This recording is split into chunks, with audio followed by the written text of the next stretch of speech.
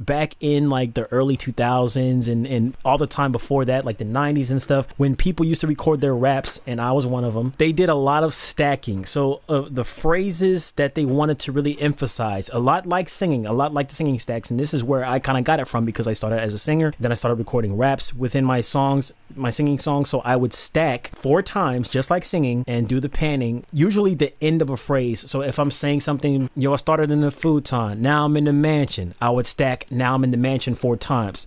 Took over the game, all that for ransom, and I would stack all that for ransom 4 times. So it's just like you're trying to emphasize certain parts of the song, certain lines that you want to be heard. Usually it's the rhyming word or the second line in like a phrase, basically. So I'll show you. Let's get into the effects. To do that, you just tap the track icon. For this, it's the green microphone. And then the effects section is accessed with the effects button right here. And I've made 2 presets, saturated smartphone and echo and enhance. The first thing that I started off with on both presets is a noise gate. Now what that does is eliminate some of the noise. And the way that it does that, at a certain threshold, it will allow the sound to come through, but if it's too quiet, then it'll just cut it off completely. And a note for that, you just want to adjust the threshold, because if you do it too much, then it'll start cutting out the vocal. Oh no, where'd the beat go? Bring it back, new track. BandLab, getting levels on point. See how it sounds all choppy? So I'm going to lower that about right there. Sounded good to me. Next, I added a simple EQ3. Hello, vocal check solo. Took out some of the lows. And also for this one, you have a mid sweep, which is where in the frequency spectrum it's going to affect that mid. So 400 gave it a little bit more warmth, so I boosted it there. Then a de-esser is a compressor that is focused on a frequency, and it's normally around like 6 to 8 kilohertz. If you're not familiar with frequencies, I'm going to be talking about that a lot right now, but that's where a lot of the harshness is, a lot of the P's and T's, the sibilants in your vocals. So this helped a little bit to take away some of that harshness. The next thing I use is the FBK compressor. It's all right, and I cranked up the squeeze, and this gives it that more punchy sound. Hello, vocal check solo. So it brings it out in the mix a little bit more. Bring it back, new track on BandLab. The next is a driver. Now I have 0.1 drive, so that's the lowest setting of this distortion. And the reason I did that is just because it gives a little bit more edge, and I think it just spices things up. Check it out. Hello, vocal check solo. Oh no, where'd the beat go? Bring it back. And then a little bit of reverb to overcome the sound of this room.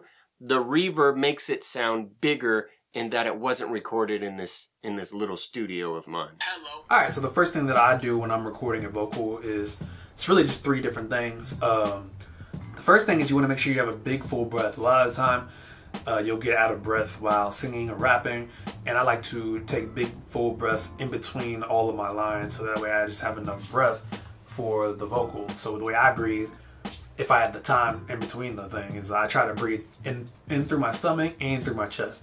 A lot of the time when we're breathing naturally, we just chest breathe, and you're not getting your full breath. So you want to do it like, if this is your stomach and this is the chest, the way you want to do it is you want to breathe all through your stomach as much as possible, and then finish it off with the chest breath, and then you let it, and you get way more air that way. So that's being a little technical with it. Just make sure you're breathing in between, but that's just what I try to keep in mind when I'm breathing. The second thing that people really don't even think about is that you want to rap and sing directly into the microphone. I know that sounds crazy because you're like, well, there's the mic, I just sing right into it. But a lot of the time what happens is people have something that they've already written. So they have their phone, and here's the mic right here, and then the phone's to the side, and then they're rapping like this, and da-da-da-da-da-da-da, and the mic is not picking up the full like breadth of what you're doing. So what I like to do is, and a lot of times you'll see in my videos I do it, is I take my cell phone, I want to make sure I'm in front of the mic. That way I'm rapping directly into the microphone, and it's picking up everything that I'm saying, every syllable, all that good shit. So make sure you're doing that. A lot of people don't think of that. If you memorize your bars, that's probably even better, because you're going to be more natural while you're rapping, and you'll be rapping directly into the microphone. So make sure you have your paper or your cell phone behind the microphone directly, so that way you're rapping directly into the microphone. The other thing that I do, so I don't just wear my headphones where I'm just covering both both ears. What I like to do is I like to have one ear open a little bit, and kind of what that does is it keeps, I'm able to hear my natural sound, so I can hear if I messed up a little bit more. I can also hear the processed vocal, what's going into the computer. So you kind of get a mix of both. And I find that my timing is better when I'm hearing what I'm naturally doing out of my mouth instead of hearing what the computer is processing. So those are the three things that I would do: is make sure you have a full breath, make sure you're rapping directly into the microphone, not to the side of the microphone, and only cut one ear when you're doing your headphones. Those are really my only 3 tips for when you're at the microphone. Now let's take it back to the computer. All right, so now that we're done recording the vocal, I'm gonna show you what I do to process the rest of the vocal out. So the first thing that I do is I cut the space in between the vocals. So let's look at this vocal here. This is from the Jhené Aiko type beat I just did a couple days ago. We're just gonna look at this line right here, and what I do is, as you can see, there's here's my vocal right here, and then I got all these spaces in between vocals. You do not want to just leave that there untouched. So if I zoom in, let me zoom in and show. If you look and I zoom it all the way in, you can see there's still noise here, and you want to get rid of that one way or another. So what I like to do is it just kind of depends on what your ear likes, but what I either do is I'll use the cut tool and I'll cut here, and I'll cut here, and then I'll grab it and delete it completely. And then after you're done with that, and after you've done that a couple times, so you can do it like this, where you just delete it completely. And then after you're done, I select the whole thing and I create auto fades. And what that auto fades it does is it adds this right here and makes the stop very natural. Instead of it clipping off, it's gonna make it natural. So you can clip that way, and a lot of people do it that way. But the way I like to do it sometimes, especially if it's a verse or if it's just a verse, I will still make my first cut after the first vocal. I'll make my first cut, and then what I'll do is I'll grab the little hinge here, and I will just go like this. And that way, it sounds a little more natural to me. So you're leaving the signal in there, but you're subtracting all the volume out basically, and then you're slowly coming back up into the next part of your vocal. And I like to do like that on verses, just verses in general. On the hook, when there's a lot of layers, I'll cut it out completely. But for verses, I like to do it like that, and it just leaves the signal in there and it makes it sound less intrusive, I guess. I never thought that I would feel this way. Now that I know I need to go my way. It's never been a better time for you to show your face.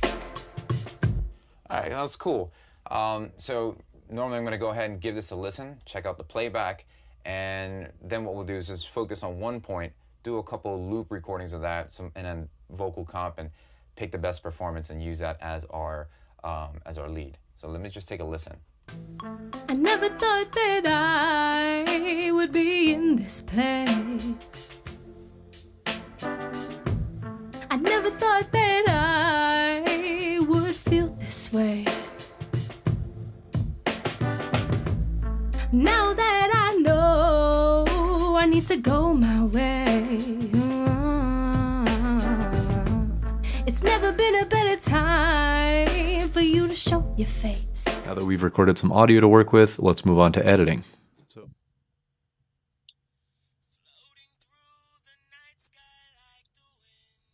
Cool. So you can hear it. You can barely hear it, actually. It's just bright. It's high end. It's essy. It's a mess. This is okay, because we're going to fix this as we go along, and we're going to bring this into the vocal. Okay, next thing I like to do is I like to add compression. I like to use this. Now, like I showed you in my other stuff, when it comes to these things that you're doing exaggerative kind of moves and stuff like that, I like to bring the attack really fast, and I like the release to be mid. And the reason why I like the attack really fast is because I want to control those S's and peaks, and I want to bring that actual that dynamic of the high end to a level where it's not completely just jumping off on the meters and stuff like that. So that's how that is. So I'll show you that before and after.